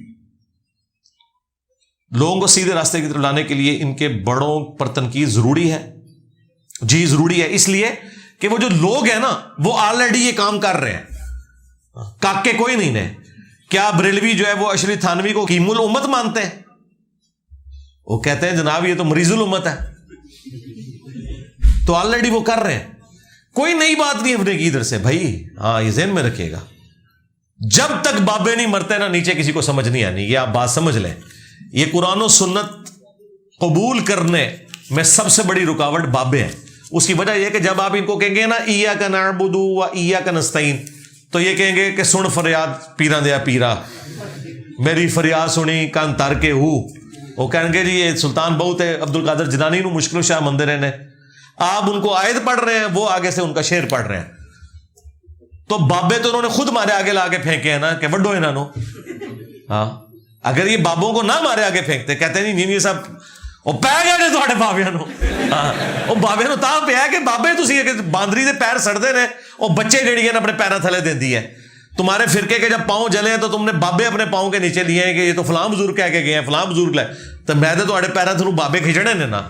ہاں تو یہ تانوں اور تواڈے بابیاں نو میرا تتے توے اتنے چڑھایا ہے نا، اس واسطے تسی خود چڑھوایا ہے. اچھا کئی لوگ بڑے معصوم بن گئے، ہمیں وہ کہہ رہے ہوتے ہیں وہ دیکھیں جی انجینئر صاحب بزرگوں تک کوئی قصور نہیں ہے نا، یہ پچھلے لوگ خراب ہو گئے ہیں. تو آپ بزرگوں کو کچھ نہ کہا کریں. او بھائی ہم کب کہہ رہے ہیں بزرگوں کو؟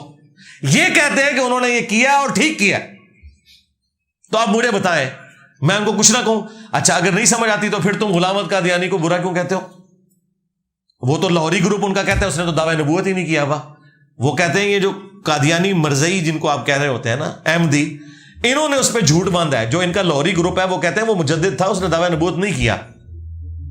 تو پھر بریلوی دیوبندی اہل حدیث جو ہے وہ غلام احمد قادیانی کو برا کیوں کہتے ہیں؟ وہ کہتے ہیں بھائی یہ کہتے رہے، جھوٹی سمائیاں دے رہے ہیں، اس نے کام ڈالا ہوا ہے، یہی کہتے ہیں نا. اور یہاں تو سارے اون کر رہے ہیں اپنے بزرگوں کو.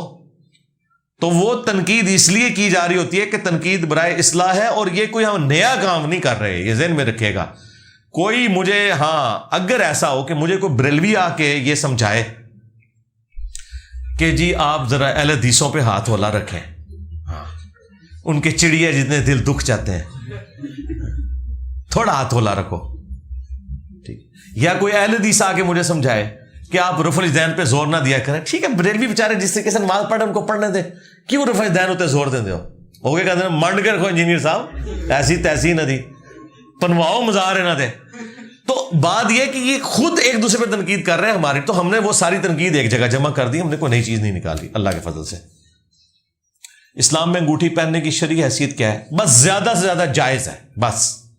باقی یہ اس کا کوئی ثواب بتانا اس اعتبار سے کہ کوئی اس نگ سے کوئی فائدہ ہو جانا ہے آپ کو، بھائی جو جنتی یاقوت ہے حجر اسود، اس کے بارے میں بخاری مسلم میں آیا کہ حضرت عمر کہتے ہیں کہ تو ایک پتھر یہ نہ کسی کو نفع دے سکتا ہے نہ نقصان، اگر میں نبی الاسلام کو نہ دیکھتا تو تجھے نہ چومتا. ترمذی میں آیا کہ وہ جنت کا یاقوت. اور جامع ترمذی میں ایک اور حدیث ہے کہ جب وہ نازل ہوا تھا دودھ کی طرح سفید تھا، پھر لوگوں کے گناہوں کی وجہ سے اس کا رنگ سیاہ پڑ گیا. تو لوگوں پہ کیا اثر اس نے دکھانا تھا، اپنے اوپر بیچارے نے اثر لے لیا. البتہ یہ ضرور ہے کہ جامعہ ترمذی میں حدیث ہے قیامت کے دن وہ لوگوں کے ایمان کی گواہی دے گا. اور یہ ایمان کی گواہی صرف حجر اسود نے نہیں دینی، دنیا کے کسی بھی قطعے زمین کے اوپر آپ نماز پڑھتے ہیں وہ آپ کا گواہ ہے. حتیٰ کہ قرآن میں ہے کہ آپ کے ہاتھ پاؤں ہر چیز آپ کے حق میں یا آپ کے خلاف گواہی دے گی. ٹھیک ہے، تو نفع نقصان کوئی نہیں دے سکتا، وہ اللہ کی ذات ہی ہے. باقی یہ ٹھیک ہے آپ انگوٹھی صرف چاندی کی مرد پہن سکتا ہے، وہ بھی 4.5 ماشے سے زیادہ نہ ہو. تشہد سے اٹھتے ہوئے قیام سے پہلے تیسری رکعت میں رفع الیدین کا کیا حکم ہے؟ بالکل بخاری کے اندر موجود ہے، صحیح بخاری کے اندر ہے کہ 2 رکعتوں سے جب آپ تشہد کے بعد اٹھتے ہیں تو آپ نے رفع الیدین کرنا ہے. اور جو ابو حمید سعدی کی حدیث ہے ابو داؤد میں، ترمذی میں، جو 10 صحابہ کی موجودگی میں، اس میں بھی موجود ہے. نماز کا پریکٹیکل میرا دیکھ لیں، اس میں میں نے سب کچھ دکھایا ہوا ہے. میری رائے میں اللہ امام مہدی کو مکمل ولایت کے ساتھ بھیجے گا امت کی امامت کے لیے. آپ کے نظریے میں کیا رائے ہے؟ پتہ نہیں اس سے آپ کیا مطلب نکالنا چاہ رہے ہیں. جی آئیں گے امت کی رہنمائی کے لیے، لیکن عیسیٰ ابن مریم بھی آئیں گے نا، انہی حدیث میں عیسیٰ ابن مریم کا بھی ذکر ہے. الٹیمیٹلی امامت جو ہے وہ عیسیٰ ابن مریم سنبھالیں گے، پہلے امام مہدی اور اس کے بعد عیسیٰ ابن مریم، دونوں ہی ہمارے لیے امام ہیں. لو جی تھوڑا پورا تھدا میں مکاتا ہے. الحمدللہ. اللہم انی اسألک بانک انت اللہ لا الہ الا انت الاحد الصمد الذی لم یلد ولم یولد ولم یکن له کفوا احد وإلہکم الہ واحد لا الہ الا هو الرحمن الرحیم. الف لام میم. اللہ لا الہ الا هو الحی القیوم. اللہم صلی علی محمد وعلی آل محمد. اللہم ربنا آتنا فی الدنیا حسنہ وفی الآخرۃ حسنۃ وقنا عذاب النار. ربنا آتنا من لدنک رحمۃ وہیئ لنا من امرنا رشدا. اللہم اغفر لحینا ومیتنا وشاہدنا وغائبنا وصغیرنا وکبیرنا وذکرنا وانثانا.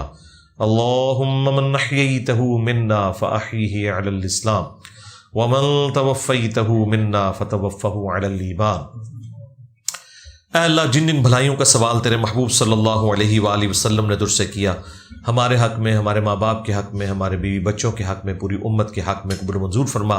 جن جن چیزوں کے شر سے تیرے محبوب صلی اللہ علیہ وآلہ وسلم نے تیری پناہ طلب کی، تمام مسلمانوں کو ان تمام چیزوں کے شر سے اپنی پناہ عطا فرما، بالخصوص چائنا، کشمیر، انڈیا، فلسطین، یمن، عراق، شام، پاکستان، افغانستان، جہاں کئی مسلمان کس پرسی کی زندگی گزار رہے ہیں، غیب سے ان کی عزت، آبرو، جان و مال کی حفاظت فرما۔ حاضرین کے دلوں میں جو نیک اور جائز دعائیں ہیں قبول منظور فرما۔ حاضرین کے جو چھوٹے بڑے رشتہ دار فوت ہو چکے ہیں ان کی مغفرت فرما، جو زندہ ہیں ان کو اپنی موت سے پہلے قبر و آخرت کی تیاری کرنے کی توفیق عطا فرما، جو بیمار ہیں انہیں شفاء کلی عطا فرما۔ یہ تمام دعائیں تمام مسلمانوں کے حق میں قبول منظور فرما۔ اے اللہ ہمارے ملک پاکستان کی خیر فرما، اندرونی اور بیرونی خطرات سے محفوظ فرما، پورے عالم اسلام کی خیر فرما۔ سبحان ربک رب العزت عما یصفون وسلام علی المرسلین والحمد للہ رب العالمین وصلی اللہ علی النبی الکریم وعلی آلہ واصحابہ اجمعین الی یوم الدین، آمین۔